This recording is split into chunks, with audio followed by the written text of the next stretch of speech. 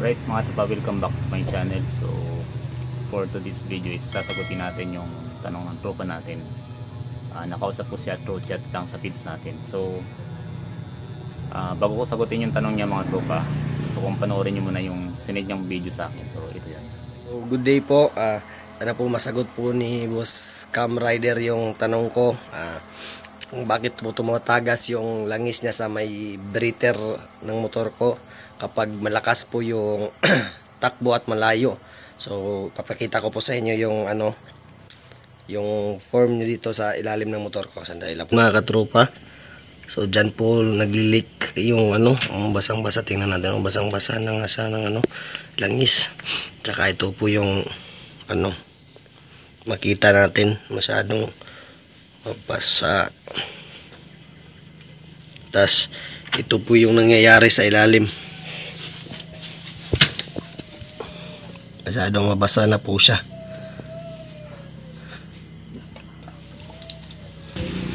So yan po, langis po ito, lahat po nang yan. So sana po masagot ni katropa yung ating yung ating katanungan. So God bless po. So ayun, napansin ko doon sa video, nakalimutan ko na actually kung anong unit niya, pero nung nireview ko yung video niya, XRM 125. Anyway, doon sa video makapansin natin na yung tagas umabot na doon sa sa center stand niya.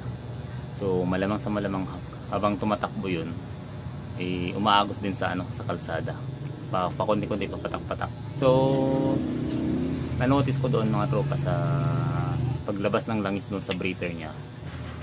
Tingin ko may na yung mga tropa, may tama na yung kanyang piston ring. So to mga tropa, normally sa mga maliliit na motor ganun yung nangyayari. Iwan ko lang sa mga big bikes, pero wala itong pinagkaiba sa Suzuki, Kawasaki, Honda, Yamaha. So pare-parehas lang mga yan pagka nagkaganon yung issue, or kapag nakita nyong umagos na yung langis sa breather nyo, malamang sa malamang kailangan yung i-check yung piston ring nyo. So may hawak akong block ngayon at saka ring Wave 100 black. So kapag mga tropa ang piston ring nyo, yan, ito ring yan, sinalpa ko, inangat ko ng konti, then pagtatapat ko silang dalawa lang.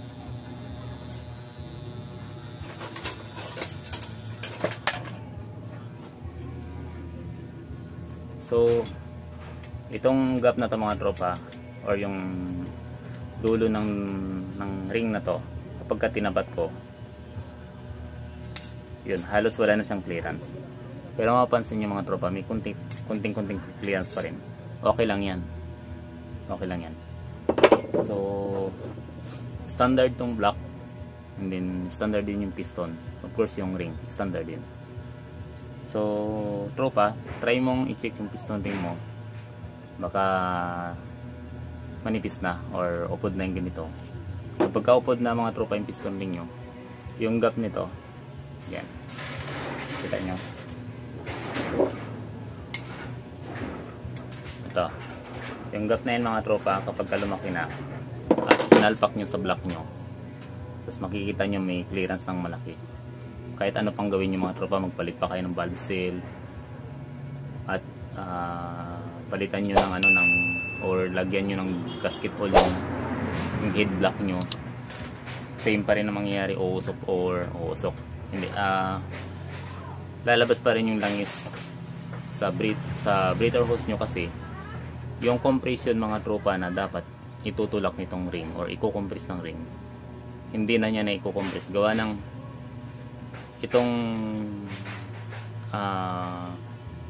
top ring natin or yung middle ring, hindi niya na nasasalo yung compression. Diyan dumadaan sa gap niya mga tropa yung kanyang compression, or yung yung na-compress yung hangin, then papunta,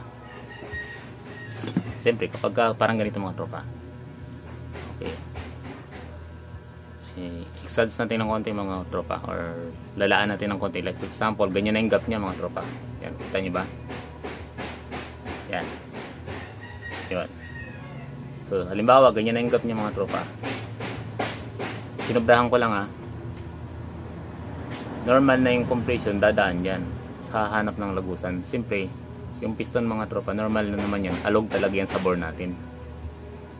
Ngayon, kapag alog na yan mga tropa, or upod na yung ring natin, kahit yung ating oil ring okay pa, hindi mapipigilan niya ng oil ring or ng mga ring na yan, ng top ring at saka ng middle ring, yung compression. So ang tendency, papasok dito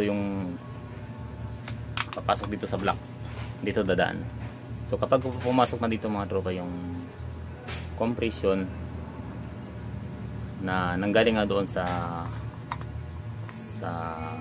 piston natin at kinompress niya, itutulak ngayon ng compression na napunta dito yung oil. So sinasabi ni tropa na kapag malayuan at saka binirit niya, umagusot talaga yung oil kasi nagkaroon na ng hangin dito sa loob. Kahit anong gawin mo tropa, talagang maglilik at maglilik yung breather hose mo, gawa na may compression ang pumapasok dito. So kaya tayo mga tropa may breather hose para sakasakali na ganun yung mangyari, hindi sasabog yung makina natin. So yun yung purpose ng breather hose. At saka siyempre may parang cooling system na rin yung mga tropa ng oil natin. So yun, tandaan nyo lagi mga tropa na kapag ganun na yung makina nyo, i-double check nyo talaga itong piston ninyo, baka wala na o di kaya itong piston nyo. Kasi hindi lahat mga tropang patapunang or garagal na yung piston may ingay. May iba na talagang gula-gulatay na yung piston pero tahimik pa rin yung makina.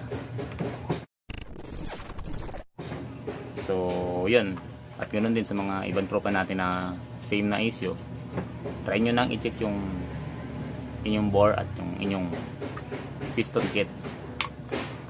So kapag malala ng mga tropa, ang unang solusyon dyan, hindi na kayo magpapalit ng ring, kundi magre-rebore na kayo para talagang sure na hindi na siya agos ulit or hindi na ulit dadaan sa breather hose nyo yung oil. So yun, I hope tropa, hindi ko alam pangalan mo or nakalimutan ko yung pangalan mo, nakalimutan ko rin kung taga saan ka. Pasensya namin yung natagalan talaga, halos isang buwan bago ko nagawa ng video yung